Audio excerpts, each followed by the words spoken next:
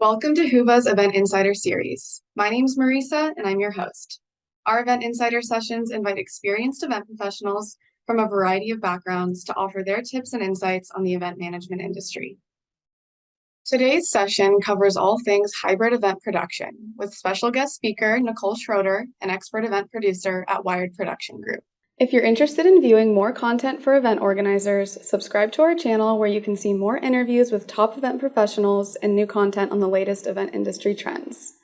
Now let's get into the discussion. Nicole is the marketing director at Wired Production Group. In today's interview, Nicole will share her tips and advice on how to run and set up a successful hybrid event. So before we get started, Nicole, I want to thank you so much for taking the time and being part of today's interview. And to start off our interview, can you tell us a little bit about yourself? I'm the marketing director for Wired Production Group. We are based out of Cedar Rapids, Iowa, so we're smack dab in the middle of the United States. We are a live and virtual event and video production company. We serve clients from tiny little nonprofit organizations hosting 50 people in a ballroom all the way to multi-day music festivals hosting upwards of 50,000. So we have a wide range of clients that we work with. Thank you for that introduction, Nicole. This year, you had the opportunity to assist a client in running a hybrid event. Can you let our viewers know some details about this past hybrid event? In April, we worked with the Iowa FFA Association for their 93rd annual state leadership conference. We've been partnering with them for many years. We've seen their event evolve outside of a pandemic, so helping them transition to a COVID-friendly event was definitely in our wheelhouse. Typically, the event is hosted fully in person in the Des Moines area with about 6,600 students, and then FFA advisors, educational leaders, speakers, so they have a very high attendance rate.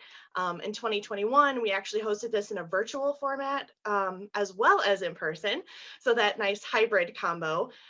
They had an overall registered attendees list of about 5,000, so it was still very well attended, and they actually had I would say about 1,000 virtual attendees that were able to participate in the main sessions online through the Whova app. And then the majority of the attendees were in person. It just looked a lot different. So it was a nice blend of both. They had about 30 speakers, as well as state officers and organizational leaders that actually hosted the general sessions. They have about an exhibitor hall that hosts about 30 people in person. And obviously that wasn't really limited online, but what they had done was just provided both options this year. So exhibitors had the option to participate through the Whova exhibitors portal or the live portal. So it worked out really well for the exhibitors, and then also highlighting their major sponsors. The only thing that was really different from the virtual attendees perspective were the virtual attendees were only participating in the main general session. So there were 5 events that they were participating in versus all of the small competitions and the in-house workshops. Those were held 100% in person. So obviously the much larger attendance was in those general sessions when you had both the virtual and in-person attendees. They did not have any remote speakers this year. We were prepared to assist with that, but they were actually able to get all of their main session speakers in person. And again, the workshops and the competitions are much smaller, so it was more appropriate where there's only one speaker or one presenter per session for those. But the general sessions, they had coordinated, I would say each session probably had at least 6 speakers. So it was definitely more developed than the smaller parts of the conference, but definitely the general sessions, they accommodated all of the speakers very well, and where we were able to highlight them as well on the platform. So if you didn't get a chance to connect with them at the conference, it was great to have Whova available for them to connect afterwards. Thank you so much for sharing, Nicole. You mentioned that this event had general sessions, which were the main focus of this event, and they were both accessible to both the in-person and virtual attendees, as well as smaller events like the competitions and workshops that were just available to those on site. And in some ways, it looks like it was hosting 2 types of events at the same time. So this probably brings up a question regarding how much staffing is required for a hybrid event. Nicole, can you share how does staff size differ in this hybrid event compared to the in-person or virtual events you've done before? So as far as the actual FFA employees and volunteers, they did not take part in any of the actual production. They were more of the event managers. So they were the ones that were handling the content, organizing all the speakers, making sure so-and-so is connected with us to make sure they have their microphones on to be on stage. They do great event management, and then we help with the actual production. So we're the ones that are managing all the actual AV support. On the AV side of hosting hybrid events, specifically for the Iowa FFA conference, we were able to just add one video technician and one audio technician to each of the sessions that were being live streamed.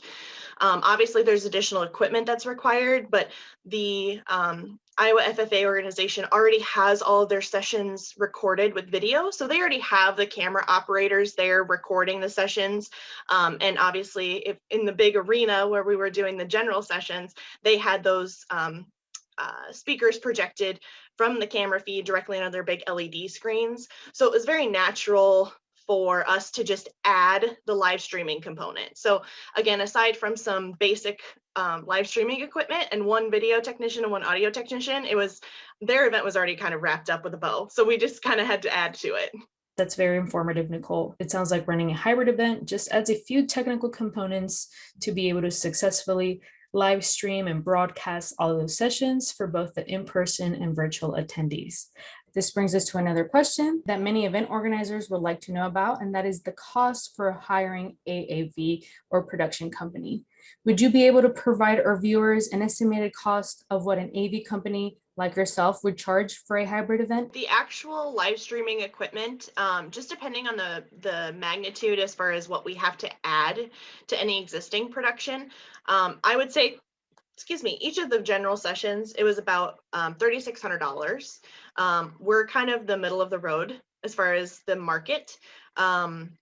There are a lot of production companies that charge much more, and there are a lot of production companies that charge less. So I always say you get what you pay for, but we have a very secure setup. We've been streaming since 2016 with hybrid and virtual events, so we're very well versed in our equipment. So we're comfortable charging what I would say is middle cost across the board. So thank you so much for that valuable information, Nicole. Most event organizers have a strict budget or a limited budget and don't have the luxury to hire a production company. So as a follow-up question, what would be an alternative solution to those event organizers with a tight budget? So for kind of the do-it-yourself setup, there's just so many options. Even compared to a year ago, there are so many free live streaming platforms that are available. A lot of them integrate into social media, YouTube channels. You can stream direct. A lot of them are very do-it-yourself. As far as the actual setup goes, it's not hard. It's not rocket science by any means. Having a good quality camera, having a good quality microphone or a camera that has a built-in microphone that is high quality, having some sort of nice, I want to say nicer computer setup, just because obviously your computer is what's getting you to the internet. That's what's connecting you to your audience. So it's really important that you have a high quality machine, essentially your laptop or your desktop. I don't typically recommend doing it with like a tablet or a smartphone, just because yes, that's easy, but it's not the quality that your audience really deserves. I've seen that type of setup cost anywhere from $250 to $2,500. The do-it-yourself is definitely possible. It just depends on what your budget is. I know in my personal life, I work with a lot of nonprofits. I'm on a few different boards, and we actually use Zoom. Obviously, that's an easy one to use. We've used Microsoft Teams. We've used StreamYard. I really could list hundreds of them. My staff and I, we are huge nerds as far as learning all of these things. So my LiveWired streaming director, Eric, and I have been trained on, or at least demoed with, over 100 different live streaming platforms. So you can't tell me that you don't know what to use, because there are plenty to choose from. So it's definitely whatever you're most comfortable with. And having somebody who's a little techie on your team is going to be really important. That's the only way you're going to make yourself look good. So it doesn't have to be top dollar that you're spending, but you at least need to be comfortable with the equipment you have. Those are actually great tips. event organizers definitely need to learn and educate themselves with what affordable equipment is accessible to them, especially if they need to be within a budget. So thank you so much for that. That's very informative. So moving on with my next question, this is a little more on the technical side, but I'm pretty sure that you already have some knowledge to this. And the question is, Nicole, would you be able to provide our viewers some tips on how to set up the equipment and the programs necessary for a good live stream session? When you're setting up a live stream for any sort of hybrid presentation, obviously your presenter is going to be, say, in the front of the room, or at least set up somewhere that they're comfortable. For instance, I'm just in my home office. Obviously, it's not the most beautiful background, but I could go to an event production company or equipment rental store and get some nice pipe and drape and some nice curtain style behind me to make it look a lot nicer. It definitely looks more professional than using like virtual backgrounds. The actual setup, everything comes through your machine. So whether you have a laptop or a desktop, you are simply plugging into that machine. So if you have any type of camcorder, any type of external camera, that needs to be directly hooked into your machine. If you're going to have any sort of speaker, it needs to be hooked into your machine, whether that's Bluetooth or an actual audio cord. I know personally in my neighborhood association for our virtual meetings, we're actually spending time with a really high quality but low cost Bluetooth speaker and microphone. So it actually works both ways, and it really sounds nice in person as well as in that virtual setting. So that's definitely an option. And then of course, if you're doing any sort of screen sharing, your in-person attendees are going to be wanting to see that on screen, say on a projector or on an LED screen that's set up behind the speaker. That is also coming from your machine. A lot of times you have it set up separately on a second laptop or a second desktop just to help with the flow and the organization from the technical side where you're managing the event virtually as well as in person. But again, that comes in as a separate video feed. So as long as that slideshow is connected to your machine and it's connected to whatever projector or LED technology you're using, it's the same stuff that's coming through that same machine. It's just set up differently. So it's definitely, there's a lot of cables, a lot of wires, but it's definitely something that you just have to think of the process as far as how am I getting this information to my attendees? Is it something that I can simply have on the screen behind them and the camera is just wide enough that I see everything? Or is it more appropriate to do a screen share where it's full screen, there's no extra visibility, there's no speaker on screen, you're just seeing that slide? You really have to think about what the content is and how people are ingesting that content. It's only so exciting to watch words on a screen. So any type of engagement you can add, whether it's picture in picture or just flipping back and forth between the speaker and the slides, that makes all the difference in keeping people engaged virtually and in person. Thank you so much for that, Nicole. So as of now, it looks like we've covered some of the most pressing topics an event organizer considers when running a hybrid event. Another topic that is also pretty important when planning a hybrid event, and that's keeping both the virtual and in-person audience engaged within the event as well as with each other. So Nicole, how did you or the event organizers create an inclusive event for both the remote and on-site attendees? Ultimately, the virtual attendees had access to all the same information that the in-person attendees had. Huva app. They were heavily engaged in the community feature and they shared tons of photos. So most of our in-person attendees were the ones sharing the photos, and it definitely, I know, it made an impact on the virtual attendees. Just even connecting them through the community feature was huge. It was really entertaining to read some of the community conversations between attendees you could tell were not in person and the attendees that were just hanging around, having a good time, meeting people. There were some meetups that actually happened in person that they ended up connecting with people that were virtual just because they didn't necessarily understand how the meetups worked. And it really, it became very entertaining from a third party perspective, just watching these meetups actually happen and have people connect. And I actually, some of the students that were in person had come into our conference room setup where we had all the executive team set up and we were operating the app from, and they were just commenting like, who is this person? I have not met them. What school are they from? And I would say, oh, they're registered from blah, blah, blah school and they're virtually attending. And they're like, oh, well, I don't get to meet meet them? I said, no, but you can connect with them on the app. So, I mean, it was almost like the students had a great time just figuring out how to connect between who was virtual and who was in person. So I don't think that would have been possible without the app.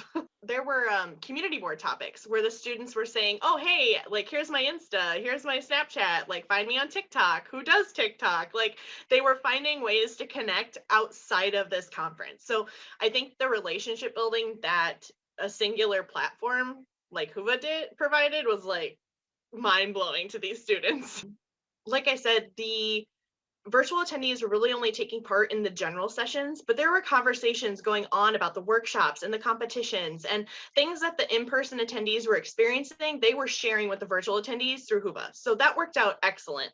I know that Iowa FFA did not have the time or budget in this conference to add the live streaming to each of those individual workshops and competitions, but they wanted to. It was just something that the general sessions being live streamed was such a huge draw for attendees just to register and not feel like they were missing out on the complete conference experience.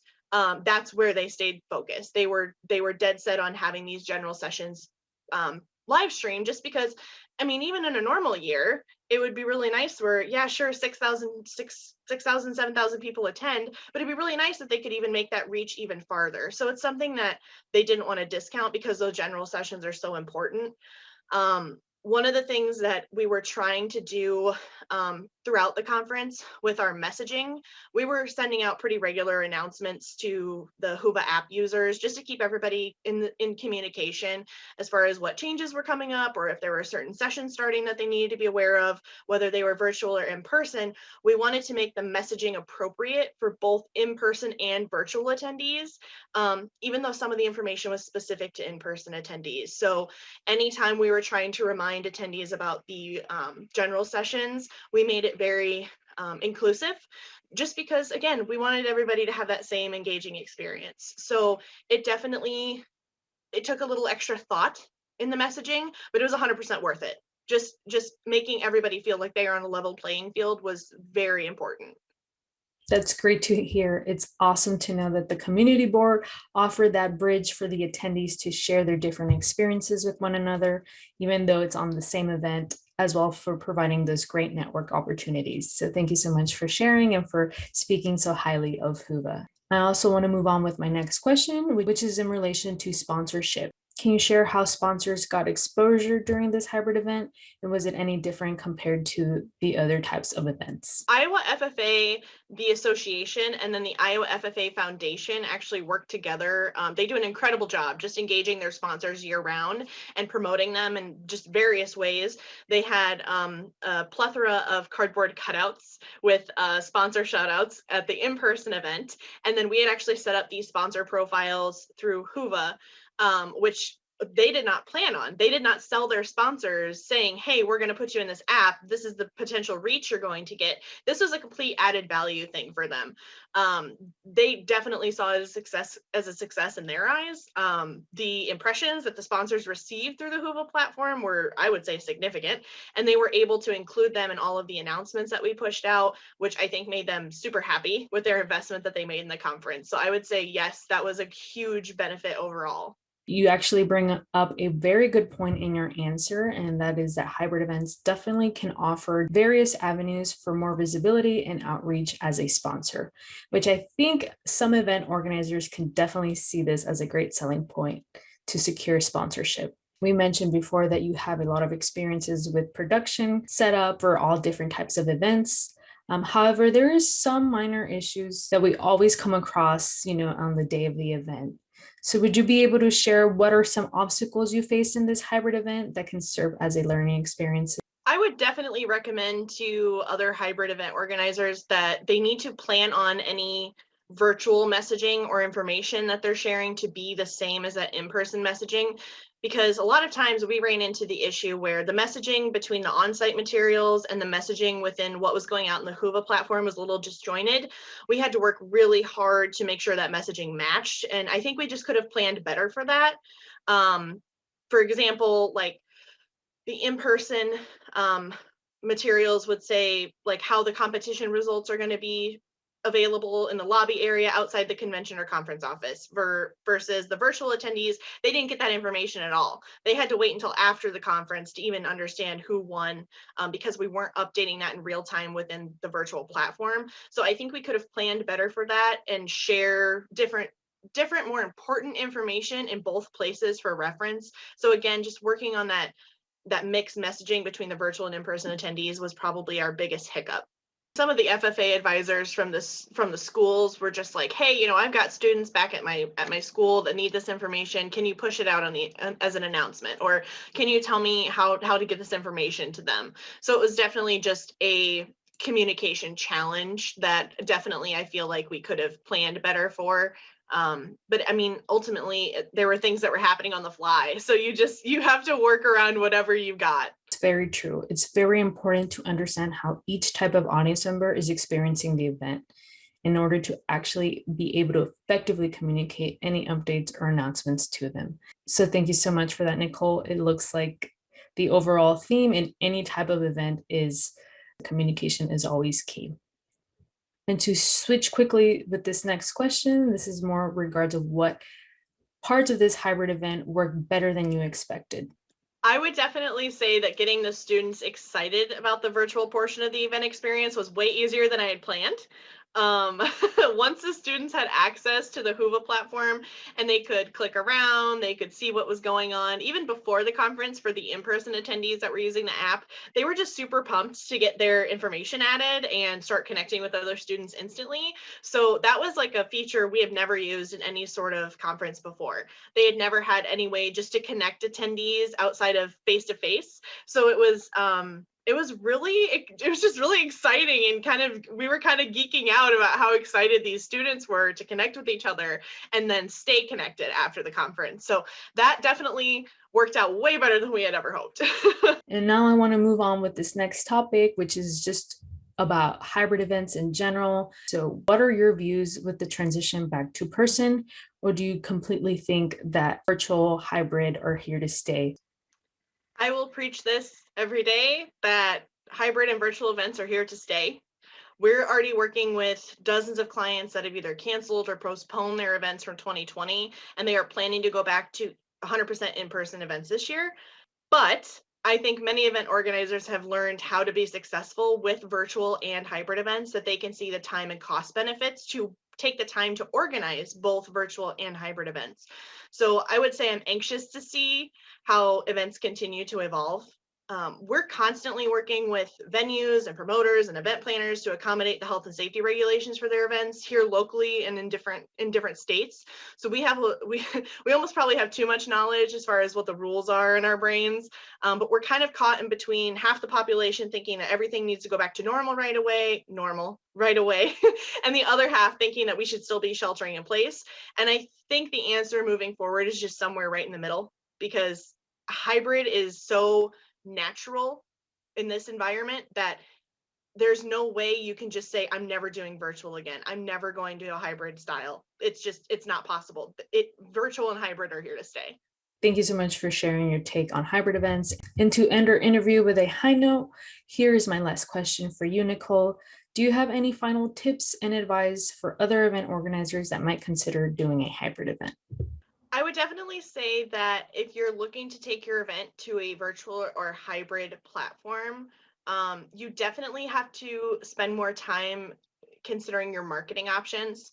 It's something that you can't just flip the switch. It does take planning, and it does take that extra hype that's required to really make an impact on why somebody might want to attend virtually, why somebody might want to attend in person. The messaging is pretty straightforward. It's just how you position it. It's whether or not you want to give a discounted price or a deal per se to somebody who wants to attend virtually versus somebody that's already coming to your event and spending time on the travel and the hotel and the food on site. And what value is that compared to them sitting in their home office and watching the entire thing online in their pajamas, eating cereal from the refrigerator?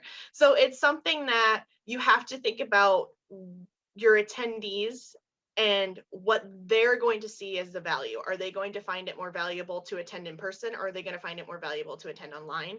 And marketing it in the way they think is going to be your absolute success. you have to match what they want. It's all about the phrase WIFM, WIIFM. It's just this dorky thing I learned in college, and it stands for what's in it for me. And if you can't answer that, then your hybrid event is just not going to work, because you have to be able to figure out what's in it for each attendee to attend virtually and what's in it for each attendee to attend in person. So just the way you position it and the way you market it is the number one thing to do.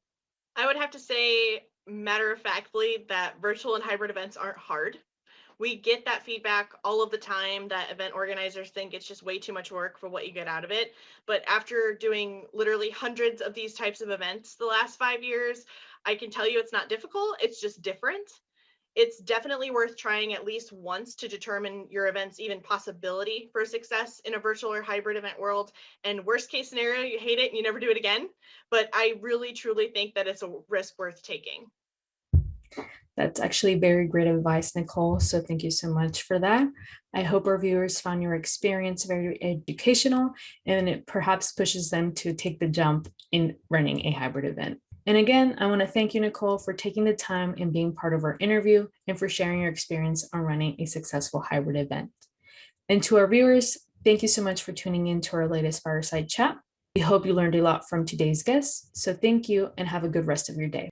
Thanks for watching. If you found this panel helpful, subscribe to our channel to see more videos just like this. You can check out the other videos we have featured in the Event Insider series and more content for event planners. See you next time.